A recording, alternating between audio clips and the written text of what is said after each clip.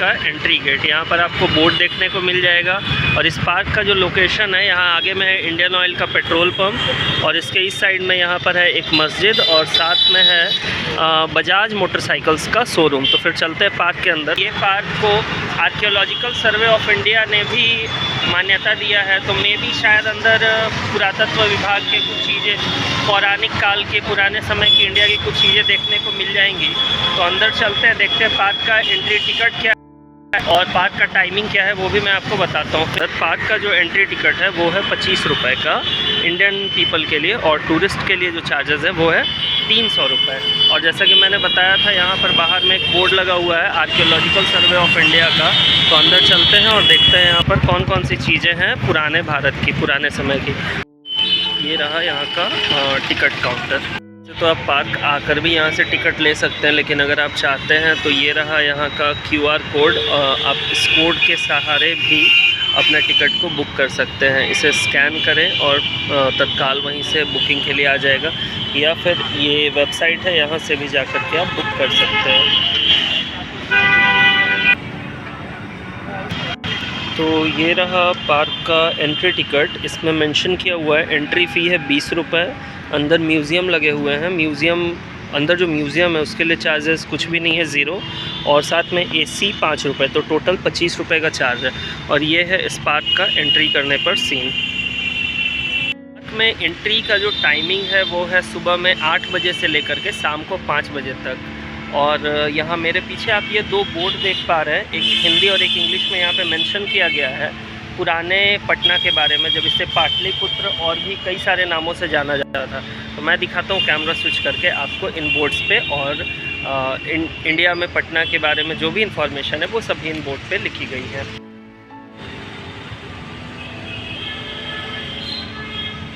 प्राचीन पाटलिपुत्र। आप चाहें तो इस इमेज को, यहाँ पर वीडियो को पॉज करके ये सारा डिटेल पढ़ भी सकते हैं, और यही सारी जानकारी यहाँ पर इंग्लिश में भी दी गई है। पार्क का ये एरिया आप देख पा रहे हैं, एक रास्ता इधर से होके जाता है। मैं हालांकि आपको सभी जगह ले जाऊंगा, और यहाँ आगे और एक रास्ता इधर की ओर भी है। ये रहा पार्क में टिकट घर, और टिकट घर के पास में ही है यहाँ का पार्किंग। सबसे पहले इधर चलते हैं। यहाँ पर बना हुआ है प्रदर्शनी कक्ष, एग्जीबिशन हॉल। यहाँ पर एक मैडम बैठी हुई है बाहर, उनसे जाके जानकारी लेते हैं कि इसके अंदर हमें क्या क्या देखने को मिलेगा। और जैसा कि बाहर हमें बताया गया कि इसी टिकट में अंदर का सारा जगह आप ये इंक्लूडेड है, सभी जगह आप जा सकते हैं। तो चलते हैं अंदर और देखते हैं अंदर क्या क्या है।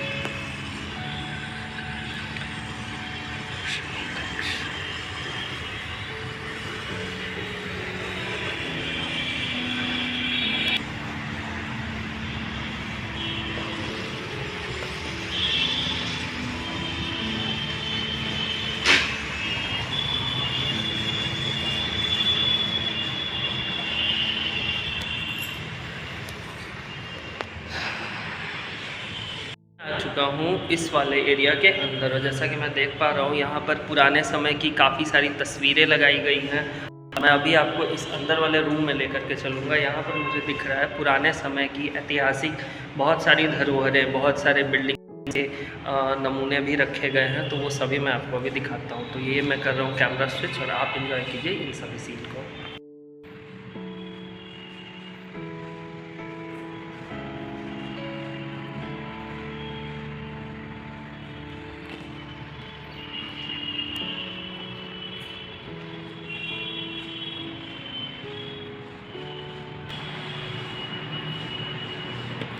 ये इसी एरिया में अभी हम आए हुए हैं, कुम्हरार। और ये जो एरिया आप देख रहे हैं, ये यहीं का पुराना अवशेष है जो कि ज़मीन से उत्खनन करके निकाला गया था। ये है कास्ट की सीढ़ी, लकड़ी से बनी गई सीढ़ियाँ। ये है पुराने समय का सभागार, जैसे कि आज के समय में मीटिंग हॉल होते हैं, ये है पुराने समय के मीटिंग हॉल्स। और ये सभी इसी जगह पर, इसी धरती पे पाया जाता था। अब चलते हैं अंदर रूम, और अंदर में देखते हैं कौन कौन सी चीज़ें हैं देखने को। हॉल में अंदर आने पे हमें मिलता है ये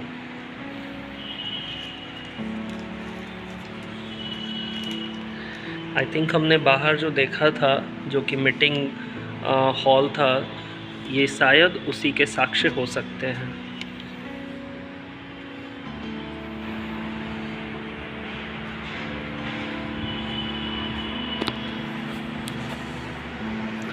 जी हाँ, बिल्कुल। ये देखिए यहाँ पे मेंशन किया गया है the ruins of Mauryan pillared hall at Kumhrar.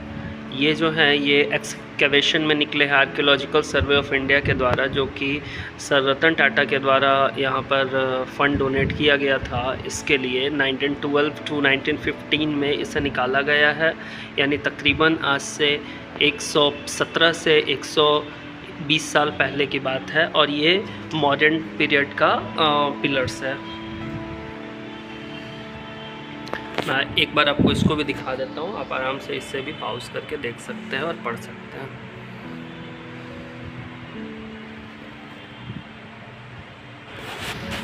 अब आते हैं इस तरफ, तो यहाँ पर भारत का एक मैप लगा हुआ है, और ये जो मैप है ये चंद्रगुप्त मौर्य के समय का भारत का मैप है।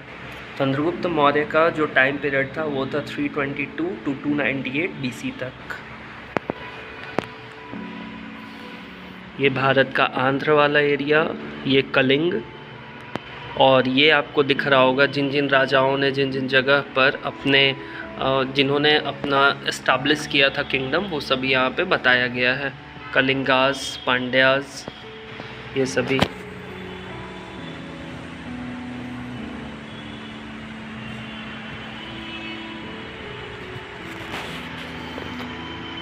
ये सभी वो सारी चीज़ें हैं जिनके बाहर में तस्वीर पोस्टर्स लगाए गए थे।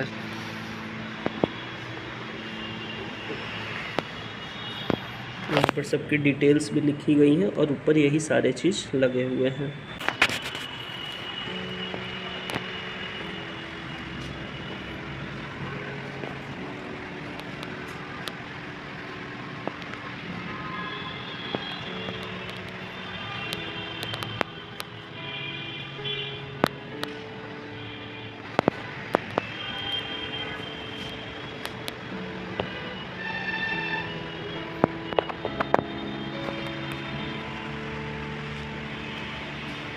और ये हमें दिख रहा है आरोग्य विहार, इसके बारे में आप यहाँ पे पढ़ सकते हैं। ये 1951 टू 55 में एक्सकेवेशन किया गया था। इसी ज़मीन को, ये कुम्हरार वाले एरिया को एक्सकेवेशन करने पर ये मिला है, ये सब आगे वाले एरिया में रखा गया है।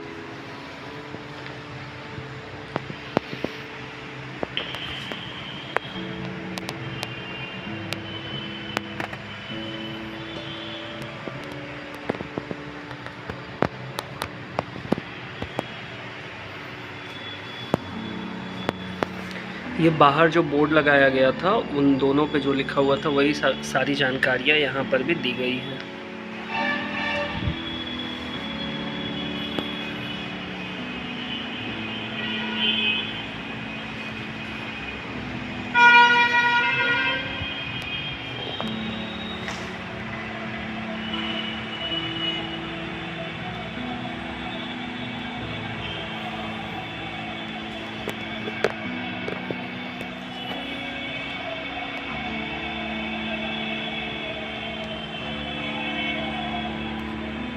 इस आर्कियोलॉजिकल सर्वे ऑफ इंडिया का जो ये धरोहर है, जो कि यहाँ से एक्सकेवेशन के समय निकाला गया था, कुछ ऐसी चीज़ें भी है यहाँ पर जो कि आज से तकरीबन 70 सालों पुरानी है, 70 सालों पहले निकाली गई थी।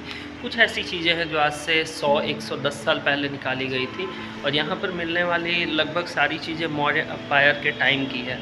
तो मुझसे जितना प्रयास हो पा रहा है मैं यहाँ पर आपको सभी चीज़ें दिखाने की कोशिश कर रहा हूँ। इट मे बी कि ये वीडियो लंबी जा सकती है, बट ये वीडियो बहुत ही इन्फॉर्मेटिव होने वाली है। फिर भी मैं कहूँगा कि अगर आप पटना आते हैं या फिर आप यहाँ पटना में कहीं के भी रहने वाले हैं, तो काइंडली एक बार आ करके आप यहाँ पर आ करके आप इसे देखें, और यहाँ पर आपको ऐतिहासिक धरोहरें देखने को मिलेंगी, और डेफिनेटली आपको ये बहुत ही अच्छा लगेगा।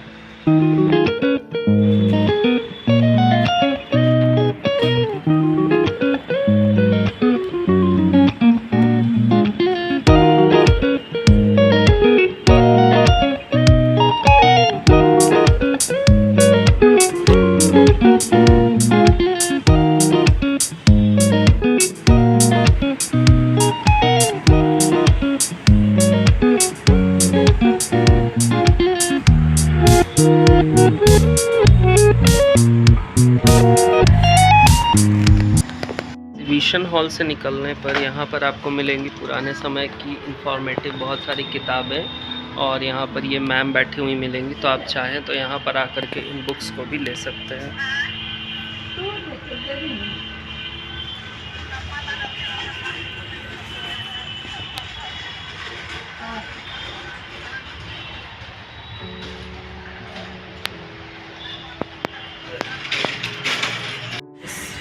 एग्जीबिशन हॉल का तो हमारा एक्सपीरियंस बहुत ही अच्छा रहा, तो अब चलते हैं पार्क में आगे और देखते हैं यहाँ पर क्या क्या है। हालांकि आप एग्जीबिशन हॉल के अलावा भी यहाँ पे आनंद ले सकते हैं, एरिया बहुत ही अच्छा है पार्क का। पीछे आने पर ये मिलेगा आपको एक प्यारा सा तालाब, इनमें बहुत सारे सफ़ेद और काले रंग की बतख भी मिलेंगी देखने को।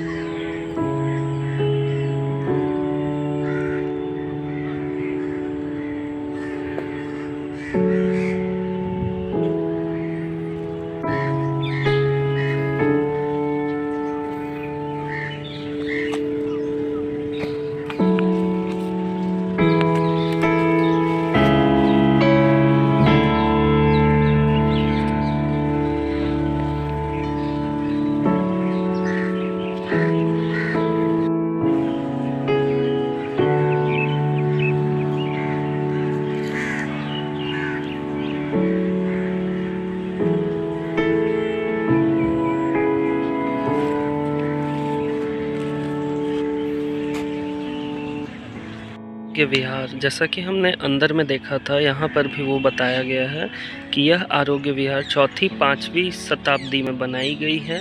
और ये आरोग्य विहार जो है, इसका मतलब होता है कि चिकित्सालय, यानी कि पुराने समय के जो हॉस्पिटल्स होते थे जहाँ इलाज किया जाता था, उनका अभी कुछ अवशेष बचा हुआ। और मैं आपको दिखाने जा रहा हूँ इंडिया में बने हुए वो 4वीं और 5वीं शताब्दी के समय का वो अवशेष जो कि अभी भी यहाँ पर मौजूद है। तो ये रहा वो आरोग्य विहार।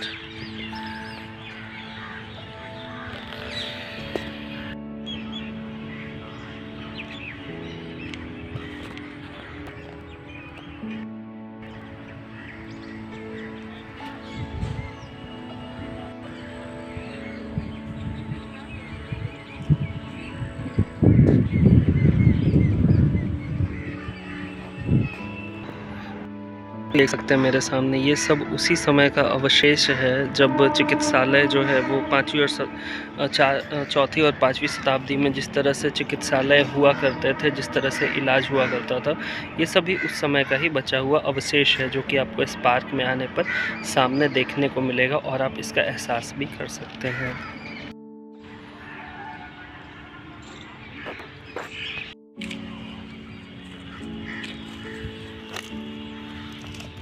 जैसा कि आप देख सकते हैं कि उस समय की जो ईंटें हुआ करती थी, उनका आकार अभी के ईंटों से और बनावट भी बिल्कुल अलग पाई जाती थी।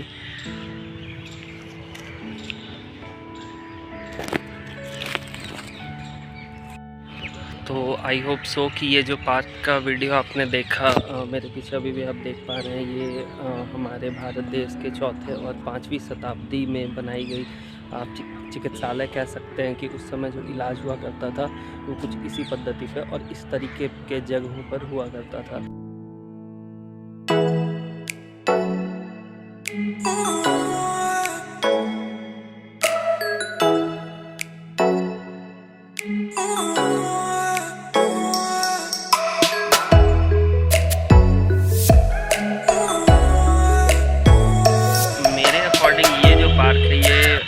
अगर आप पटना के इस एरिया में आ रहे हैं, कुम्हरार नाम है इस एरिया का, तो इस एरिया का ये मस्ट विजिटेड पार्क है।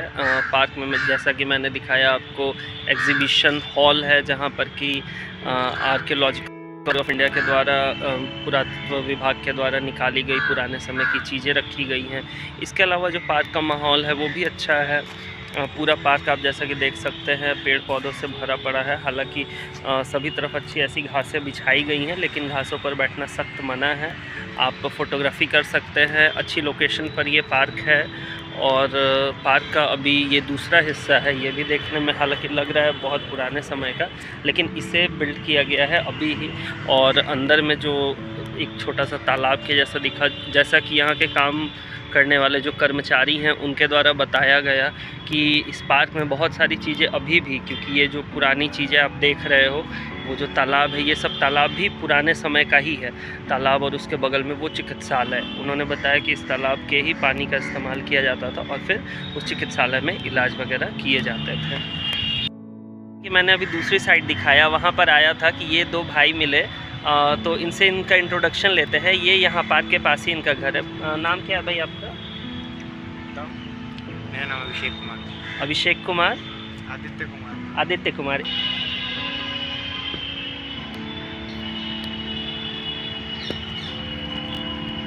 सो आई थिंक पार्क का ये जो दूसरा एरिया है, यहाँ पे ये फाउंटेन एरिया रहा करा होगा, क्योंकि जब अभी तक हमने जो भी जगह एक्सप्लोर किया, लगभग बहुत सारे पार्क में ऐसी जगह देखने को मिलती थी जहाँ पर कि लाइट फाउंटेन्स हुआ करती हैं।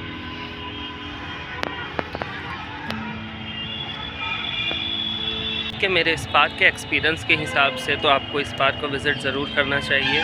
और जैसा कि यहाँ बहुत सारे लोगों से मैंने बात किया, पार्क के जो कर्मचारी थे उन लोगों से, इसके अलावा यहाँ के कुछ लोकल लोग जो घूमने आए हुए थे, उनका भी एक्सपीरियंस यही कहता है कि पार्क अच्छा है, यहाँ पर आप विज़िट कर सकते हैं। और ऐसे तो अभी ठंड का समय चल रहा है, नवंबर के महीने में मैं यहाँ आया हुआ हूँ, तो आप तो किसी भी टाइम ऐसे आ सकते हैं, बट अगर बाकी किसी भी सीज़न में आते हैं तो शाम का जो समय होगा वो इस पार्क को विज़िट करने के लिए मेरे हिसाब से बेस्ट होगा, क्योंकि यहाँ का जो पूरा माहौल है वो बस पेड़ पौधे और घासों से भरा हुआ है।